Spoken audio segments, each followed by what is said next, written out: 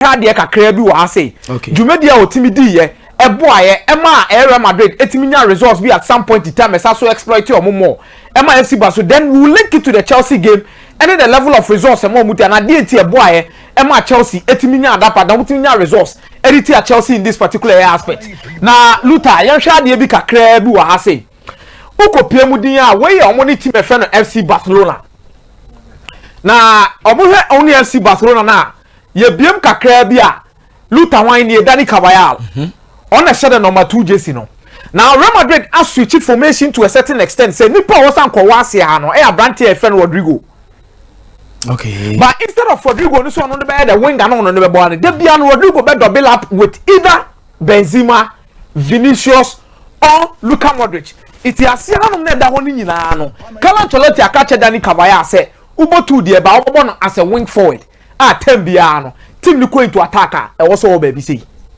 Obo 2-7. Obo 2-7. Iti Luto yesa adwuma we nyina di free wonom na hwe. This is the same Dani Carvajal in attack. He be a Modric gina. Rodrigo ni ho. Rodrigo na nenam ha no. Vinicius na wosoro no. Then you still have Dani Carvajal down there. Onu ni make sure but unim the enti make us asaso your weakness no. Hwade kakra bi.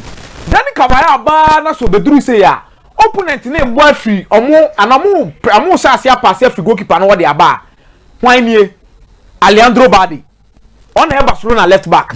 It's Tokro no bejan wa hani bia no opponent ni smart bia na goalkeeper ni je boa first pass beba left back no normal counter am na se ball no space no or the call and it happened in this particular game ma Barcelona di nya omo we yes omo attack here. Look at the weight how the momo Rodrigo, Vinicius, Marco Asensio, or Karim Benzema, Carvajal. Okay. Wing forward. And only the in terms of the wing forward ni role na or performing so well the momo. But share a hasen na asem no one. Weakness ni nie. Despite say all more numbers up front no. Se ball no oppress so forward and oppress so high. Dani Carvajal nie. Tokro bebre na dan echi no. There are two players who make utilize Tokro no. Wey Gavi, wey Lewandowski. At the same time no we sasu Alejandro Balde a ono so betimi awia e Branty friend Dani Carvajal afa hadeko. It is almost passing here. Barcelona another chance for them to create a score. It is a team efeno Real Madrid aya but the weakness na wom ne say opponent ne left back ne strong enough. Na so tisi omachi a and e difficult ba ku nie oboy na ba besi Dani Carvajal echi let's say ball ne ko. It look to any din a Real Madrid and Casano they will love to operate with Dani Carvajal. Animu bebre say they be obetimi aboma obetimi nya results and against Chelsea no omo ye be in that particular same manner but this is where I feel say Lampard tactically deficient when it comes to managing Chelsea.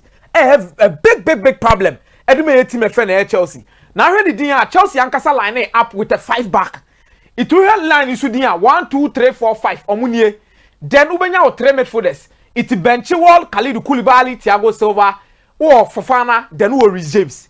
Then Molo container wahano. Then Enzo. Ana wo Kovacic. Ana wo Joao Felix. Any Branty a your friend Raheem Sterling up front. Now what 3 midfielders winner. Omo dwumani e say tembe o make keep Modric, Cruz, Valverde quiet in terms of how o make team dominate the midfield dey create chances dey amomo. Omo gina wonu say the paneluta ye nyina hwe screen ni so kakraka edin a. Hem for pa na hu say space kese da. Carvajal side oh. Iti Carvajal tumedi e de mano against Chelsea nyina na yese sa tokro we na da hanum ni nyina no se omutimi adrift Chelsea midfielders 3 ni nyina mo ye narrow ekose ya Carvajal opposition ani. Okay. It anytime the animal say Carvajal occupy this space. It is a Chelsea force 3 midfielders ni na so movie ba say ya space for force ba beda ho eno so ye hwan Kamavinga. Okay. You look at how Real Madrid ebon homodi making sure say obetimi this particular games etimi dey nya results e dey team e friend Chelsea iti hwe Carvajal na occupy space no wa Chelsea midfielders ni nyina akwa akogusuro say it is a ball ne buy ya Carvajal iti hwe how Real Madrid edishie goal di ti a omo na yen hwa de kakra bi wa ha sei no ye tiefo hunu se de no ma besiti akode ama omo space no muja no hono. The next pass was from Tony Cruz to Cavaya. Cavaya je bona hwa no hwe no. Vinicius.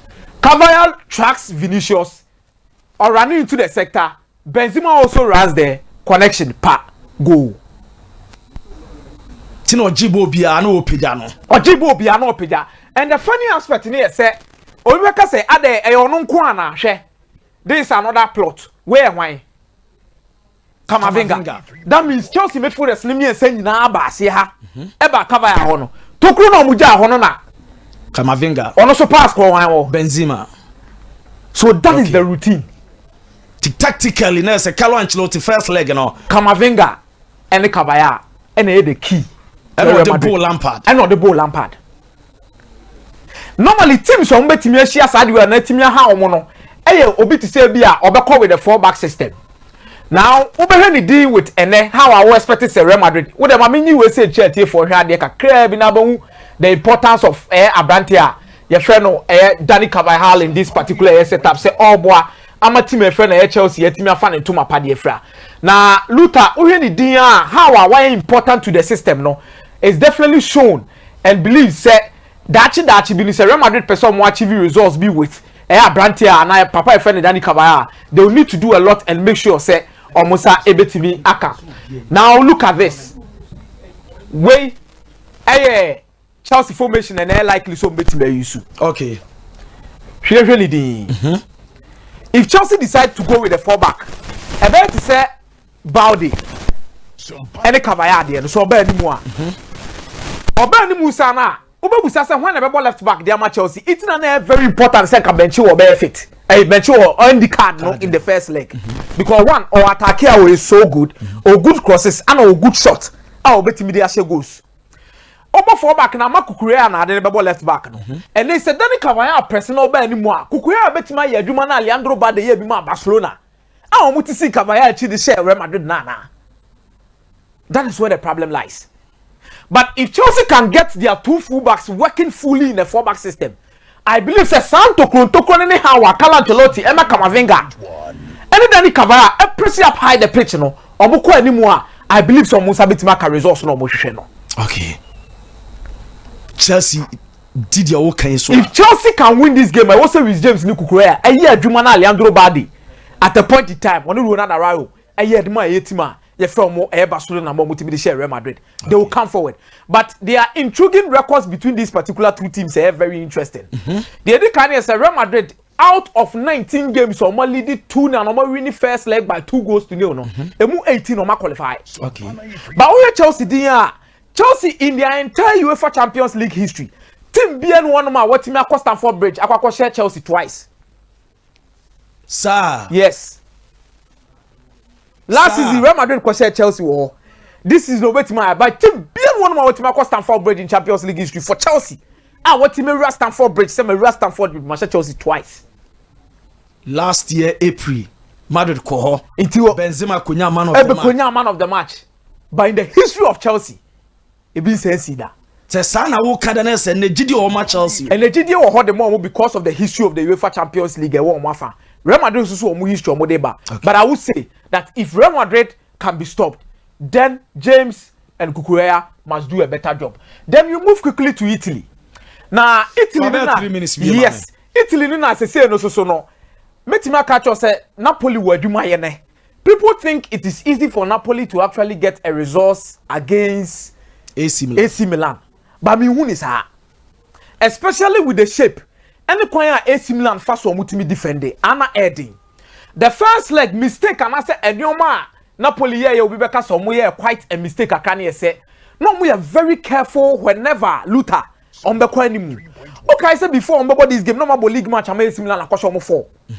So for no mistake on we any say omu 2 holding midfielders in the double pivot, which is Anguissa. Any a branch friend Lobotka no. Omumi no ekọ animu bebre e press up high the pitch into one it see omachi a. AC Milan midfielders near too good so metime initiate attack. The here so mbeti press no and how Napoli be press no on mbeti. It on a normal sense. Ka Lobotka nkasa ni kwasa ko gina how. Lobotka nkasa wo san ko wa animu be bi say but we too careful into baby a waka. na Zambo Anguissa ono so na tetare nche ha ba kakra bi din no. That means we had the setup of this particular SSC Napoli team. How omo city pressing with their midfielders ne to dey be omo you too careful, especially in the first leg against AC Milan, just because say ball no NTC omo chi mo midfield ebi na Brahim Diaz nya ba ko pe no hwede o city tane omo o tane ya na pa or the ball no koye ego create the chance mo mutimi share. So the target has always been see be rule Benasai Tonelli any Abrante Fel Brahim Diaz out of the game. And now City so deep so you can't create a lot against a AC Milan side defensively omo good. It's ene ubeheni din how they are going to press, how they are going to create chances, but AC Milan ball with the 4-2-3-1 system. What you definitely see with this particular team here say a man to man marking. Where a typical example of how Napoli no musro some be pressing. Where 1, 2, 3, 4 Kvaratskhelia, Zielinski, Lobotka, Anguissa. On a normal day, this should be players and come press ya be ni musi ababeje bo musro. So mo ba AC Milan space the space na don mo china na me catch no. Hwe Brahim Diaz. Okay. No ahwesoro Tonelli mo. Iti ball nya tra 1 2 3 4. Eba say straight ebe di Brahim Diaz wa. Waswa yeshe. Ba ku bedi no ho. It was a goal. And AC Milan have a very good defensive setup in the UEFA Champions League this season. And then you look at how Omar rested a lot of players and make sure some Ubeka say Vito Osimhen. Yes, Michel Napoli game this particular weekend against Hellas Verona. Verona seated so deep, and if they were quick enough with their counter attacks, I'm sure some combat made in Kunim. But me to me say, and Real Madrid is going to qualify at Stamford Bridge no matter the results. To Real Madrid to qualify, give the more goals over 1.5 BM. Real Madrid will qualify. This particular AC Milan game, I see it as a game under 3.5, not more goals. But if there is a team to qualify based on history, and you almost set up America can once a man, AC Milan might stand a chance this particular night. When we said the last time AC Milan come UEFA Champions League final was in 2005, 2007. But in 2005, Nanka San Marco Pimo final was Istanbul na in the Yabo Champions League. No, almost keep the same amount of clean sheets they've kept now. Me da say akomia. Jam fancy. Right.